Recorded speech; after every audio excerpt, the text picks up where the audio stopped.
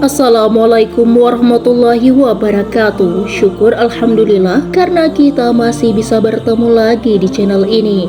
Saya doakan semoga kita semua selalu diberikan kesehatan dan rezeki yang berlimpah.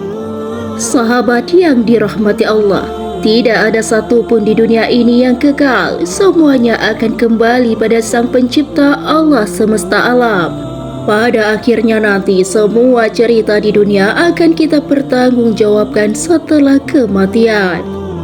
Beruntunglah bagi mereka yang semasa hidupnya melakukan kebaikan serta taat terhadap perintah Allah, dan celakalah bagi mereka yang ingkar terhadap perintah Allah. Sebagaimana yang kita ketahui bahwa manusia yang telah meninggal akan dimandikan terlebih dahulu sebelum dimakamkan. Namun banyak yang mengira bahwa mayit yang telah terbujur kaku tak bernyawa itu tak bisa merasakan apa-apa lagi karena sudah tak bernyawa. Padahal saat dimandikan mayit akan menjerit kesakitan. Sebagaimana yang diceritakan oleh Aisyah, kala itu ia sedang menunggu suaminya Nabi SAW kembali ke rumah. Ia mengucapkan salam dan kemudian berdiri untuk menyambut sang Rasul kecintaan Allah tersebut. "Duduklah di tempatmu, tak usah berdiri wahai Ummul Mukminin," begitu kata Rasulullah SAW. Nabi Muhammad SAW kemudian turut duduk bersama Aisyah istrinya dan kemudian meletakkan kepalanya di pangkuan istrinya tersebut. Setelah itu Aisyah mencari uban pada jenggot Rasulullah dan menemukan 19 helai rambut yang sudah memutih. Lalu Aisyah bergumam dalam hatinya, "Sesungguhnya baginda Rasulullah akan meninggalkan dunia ini sebelum aku, sehingga tetaplah satu umat yang ditinggalkan oleh nabinya." Maka Aisyah pun menangis sehingga mengalir air matanya jatuh menetes pada wajah baginda Rasulullah yang mulia itu. Rasulullah yang sadar terkena tetesan air mata istrinya, beliau pun kemudian terbangun dari tidurnya. "Wahai Ummul Mukminin, apa yang membuatmu menangis?" tanya Rasulullah. Aisyah kemudian menjawab dan menceritakan apa yang ia rasakan di hatinya karena melihat uban-uban Rasulullah SAW tersebut.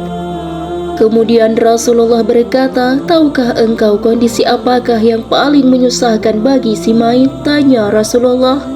Tak ada kondisi yang paling menyusahkan bagi diri si mayit dari saat ketika keluar dari rumahnya. Anak-anak yang ditinggalkannya berada di belakangnya dan menangisinya.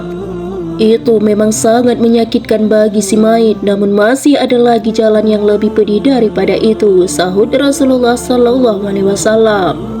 Tak ada kondisi yang lebih berat bagi diri si mayit dari saat ketika dia dimasukkan dalam liang lahat dan dikubur di bawah tanah.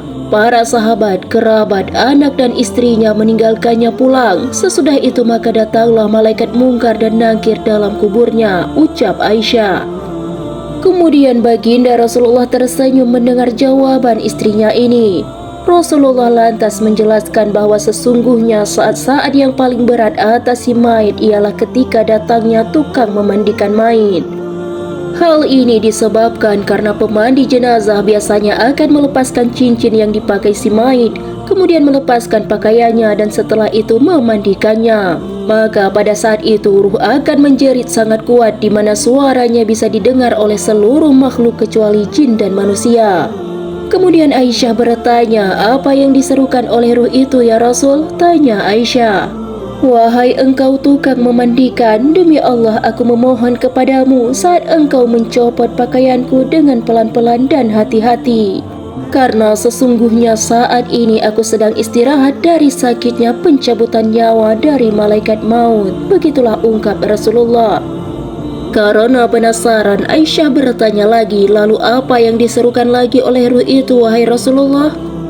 "Wahai engkau tukang memandikan, demi Allah jangan engkau tuangkan air panas, jangan engkau gunakan air panas dan jangan pula air dingin.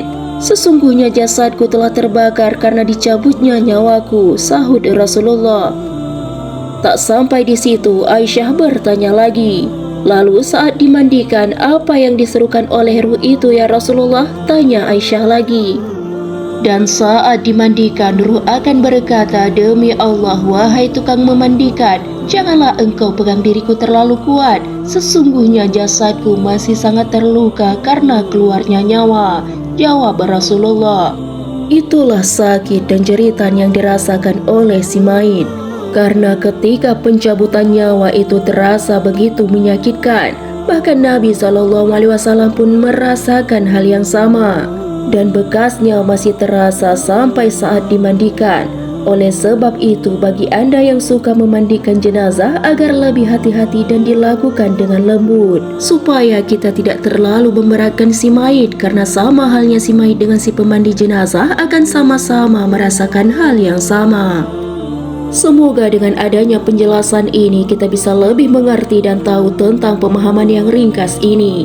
Hanya inilah yang dapat saya bagikan. Semoga video ini bermanfaat bagi kita semua.